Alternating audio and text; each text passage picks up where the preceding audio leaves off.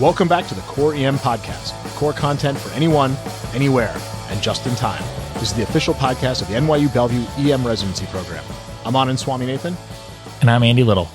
So Andy, for our regular listeners, they don't know you. They're used to hearing Jenny's voice.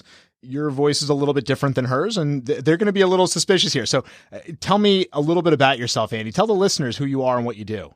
My name is Andy Little, and I'm the EM Research Director at Doctors Hospital in Columbus, Ohio. And thankfully, Swami invited me on to be part of this episode. Yeah, you know, Andy and I have met a couple of times at the teaching course and other courses that we've done, the podcast course, and we thought it'd be kind of fun to sit down and collaborate. Andy's already got his own podcast. He's got the EM Over Easy podcast, which if you guys haven't listened to it, I definitely recommend you checking it out. You know, and Andy, you can tell me if I'm wrong. It's not always clinical content.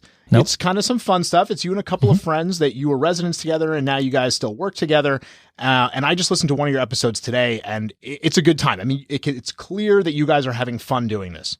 Yeah, it's really kind of just a manifestation of our friendship. We record in a diner, so if you don't like to hear the sound of food or don't want to feel like you have to eat, don't listen to our podcast, because we have people complain about that before. You know, I didn't think I would like it, but I kind of like the ambient noise of the fork on plate, that kind of thing in the background. I kind of like it. There's a little bit of a gritty feature to it. It's nice to have a little bit of a break from the content we get hammered into us. Yes. So, Andy, we've been told that sometimes we do a little too much chit-chat, so let's drop into the content. Tell me what we're going to talk about today. Well, we're talking about something I love, and with recent literature has come back into the spotlight, and that being the use of Valsalva in SVT. So I think we all remember years ago when we took ACLS, at least I do when I was in medical school and when I was a tech in the ED, that they would always get to the point in SVT and they would talk about trivagal maneuvers before moving to chemical or electrical conversion. And we all remember that being presented as more of a give it a good old college try, knowing full well that it wasn't ever expected to work. And we all had some preceptors that would tell us about the one time they would see it work, but didn't routinely use it on a regular basis. But luckily, since the fall of 2015, we've had hope in regards to its use and how we treat SVT. I completely agree with you. I have seen patients break with Valsalva, but it is like the case report kind of stuff. It's anecdote more than it's actual evidence. My favorite one was the patient who broke when we started the IV. That was enough of a painful stimulus to break their SVT. So it does happen, but you're right. It doesn't happen nearly as much as we'd like it to. And I think the literature teases that out too. The literature tells us that Valsalva is not very successful. So tell me what you're going to talk about. What is this new approach that we can use? So it all came out in the REVERT trial, and it's allowed us to, as emergency providers, to treat something serious without having to do anything extra special like we talked about. There's no lines, there's no medicine, it's low cost, and in reality, it's just really coaching our patients on how to treat themselves. So the REVERT trial, like you said, it's been out for a couple of years. It's made the rounds around foam, but we thought we would bring it up again today. They took patients who were in SVT, and we're not talking about AFib or AFlutter. We're really talking about AV nodal reentry tachycardias. They had two treatment arms for the study. Treatment arm one was just a basic Valsalva maneuver, the ones that you guys do now. So blow into a straw, bear down like you're having a bowel movement. And then the other group had the modified Valsalva, having the patient blow 40 millimeters of mercury of pressure for 15 seconds. And then that was followed by laying the patient flat and bringing the legs up. And we'll drop a video link in the show notes on how to do this. They were looking at their primary outcome, which was 1 minute success rate after the intervention. And in two decent-sized arms within the study that each had 214 patients, they saw an absolute increase in success of about 26.2%. And those who used modified Valsalva with a number needed to treat of just 3. And as Swami, as you know, there aren't many things that we do in the emergency department that have a number needed to treat of 3. Yeah, I actually spent some time trying to think of things with an NNT of 3. So a Band-Aid has an NNT of about 1. So that's pretty good. Let's see, NNT of 3. Yeah, I really, there's not much out there. You know, we talk about some of the standard treatments we do, like aspirin and ACS. The NNT ain't 3 for that one. We think about things like TPA. I'm not sure what the NNT is. What's that little 8 on its side? Is that the infinity sign, I think? The point here is that an NNT of 3 is really robust. And remember, this is free. There's no money involved here. So, Andy, I think it's all well and good to discuss the technique and talk about it in the study, but let's do the translation here. You've been doing this now for a couple of years. What's your experience? I have to admit that since REVERT came out, I've had a fair share of these. In fact, residents know that when they come in the door, they actually come grab Dr. Little because they know I love to take care of them. And I actually have a success rate of about 50% on the first try. Maybe it goes up to 75% because I'll try this a couple times with people to make sure that they're coached appropriately. And when it's worked, it's really fun to watch. The nurse kind of gives you this again, the voodoo kind of look, because you're like, hey, we're not going to push medicine. Don't start an IV. Almost as if, again, they're back in ACLS thinking this isn't going to work. And then it happens and it's like magic. The patients are happy, their families are happy, and then they get to go home sooner than if I have to give them chemical medicine. But on the other hand, always remember that this doesn't work sometimes.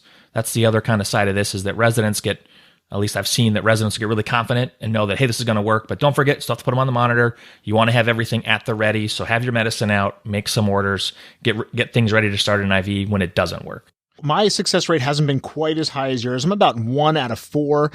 But, I still think it's worth it to have the 1 out of 4. That's way higher than I was with Valsalva before. So this is definitely advantageous over what I was doing. And the way that I've integrated into what I do is, while the nurse is getting everything together, getting the medications, bringing over the cart, getting the stuff for the IV, I try this out. If it works, great, we're done. If it doesn't, they're ready to start the IV, and then we can go ahead with meds or go ahead with electricity. Now, we both mentioned medication. So, Andy, if this doesn't work, so in the 50% of patients where the revert method didn't succeed, what are you going to for your medication of choice? Are you an adenosine guy or are you a calcium channel blocker guy?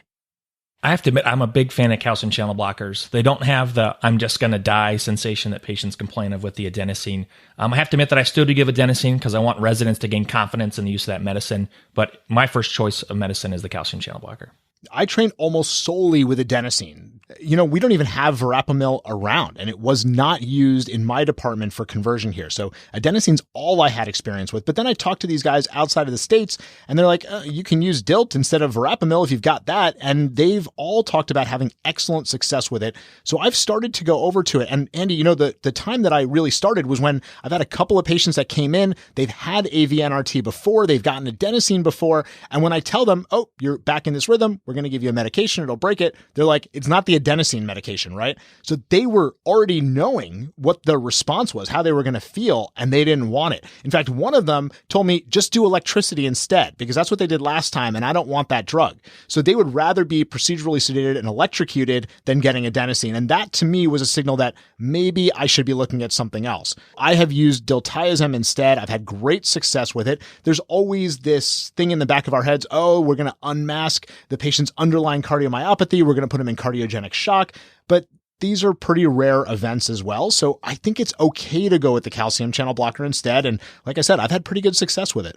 Yeah, and I think another point that you brought up that's good is it's okay to shock these patients. If you give them appropriate pain medicine and with sedation, and again, as you mentioned, some of them would prefer that to getting adenosine. All right. So Andy, how about before we wrap up, you hit us with some take-home points? So the big thing is, remember that the modified Valsalva is safe and efficient. It's free, like we mentioned before. A couple big things to remember, though, is if you don't have the sphygmomanometer set up, as mentioned specifically in the trial, you can have similar success with having the patient try to blow the stopcock out of a 10 ml syringe. And then also, it's big help to have a second set of hands when doing this, whether it's a tech, whether it's a resident, whether it's a nurse, to help the patient with the leg raise, because that seems to be one of the bigger issues patients have of not being able to raise their legs high enough. Well, that's all for the Core EM podcast this week. Come on over and check out the site at coreem.net. We've got a ton of great core content emergency medicine. We'll have a core post up on Wednesday and a journal update up on Thursday. Don't forget to check out our Facebook page, follow us on Google+, and on Twitter, where our handle is @core_EM. Thanks, and see you all next week.